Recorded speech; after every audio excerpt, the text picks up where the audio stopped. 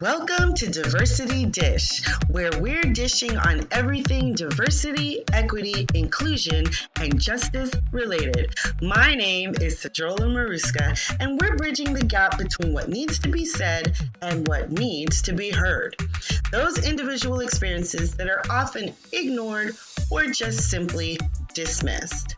Sometimes I'm dining alone, sometimes I'm dining with friends, and sometimes I'm dining a-la-carte. No matter how I'm dining, it promises to be delicious. Let's dig in. Hi, before we get into our episode, I want to take a moment and send a shout out to my patrons over at Patreon. Those people who are actively supporting me on a monthly basis as I share information on how to be a better ally, anti-racist, and co-conspirator. I share exclusive video, audio, and podcast episodes there, along with articles and workshops. I'd love for you to come over and be part of my community. We're at patreon.com/Sedruola Maruska. That's SEDRUOLA Maruska. Now let's get into our episode. Hey, Kevin, it is so good to have you on Diversity Dish today. It's great to be here. I'm so excited to be one of your interviewees for this program. This is exciting. Thank you. So before we get into anything, I would like to let people know how formidable you are, because that's why I have you on my show. And not just because you're my friend. Right. Okay. All right. Sure. So Kevin is the University of Virginia's Vice President for Diversity, Equity, Inclusion, and Community Partnerships.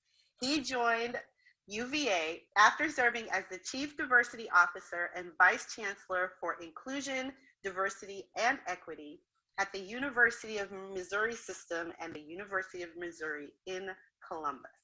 Before the University of Missouri System and flagship campus, Kevin held positions at several other universities. Kevin has a law degree from Ohio State University, a doctoral degree in higher education leadership from the University of Rochester, and he received his undergraduate degree in psychology from Andrews University in Berrien Springs, Michigan, which is where I had the honor and the pleasure of meeting my lifelong friend. It is so good to have you. I'm excited to be here. I'm so excited that you are playing in this diversity, equity, inclusion space too. It's definitely needed. So we need more people to continue to kind of engage in these conversations. So that's great.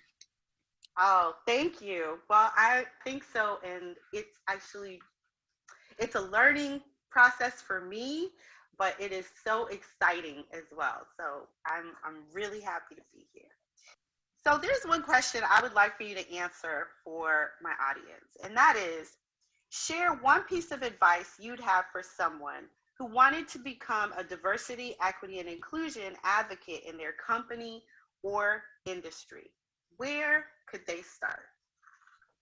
Well, one place that they can start is with someone dedicated to doing this work. If the company is a progressive company that really wants to move this work along and has already identified someone to do that for the company, that's always a great place, to start, right? Because we need a number of cross-functional partners to be able to work with us to carry the water. So to the extent that there's interest in this space, I love it when passionate people come and connect with me to figure out how they can leverage within their own spheres of influence the opportunity to further this work.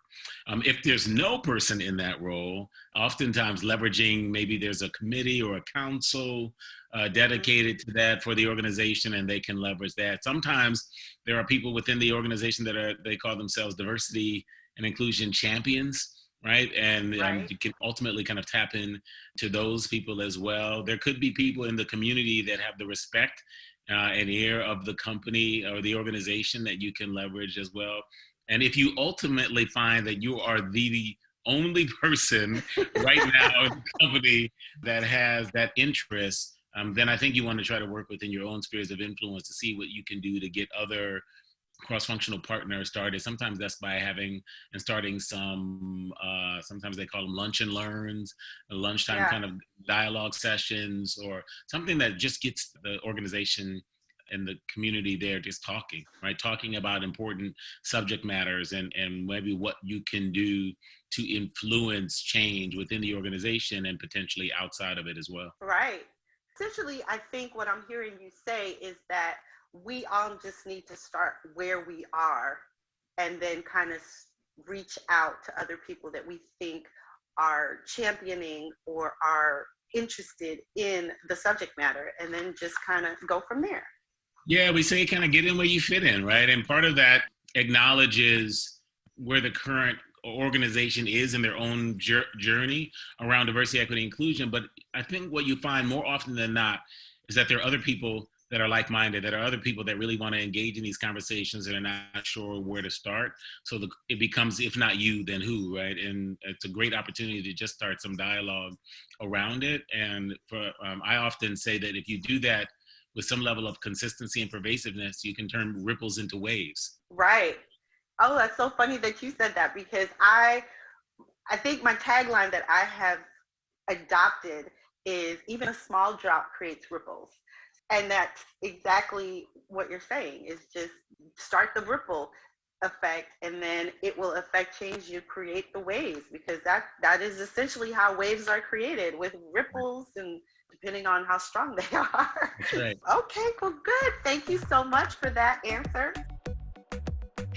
Thanks for listening. If you enjoyed that episode, please download, rate, and share this podcast.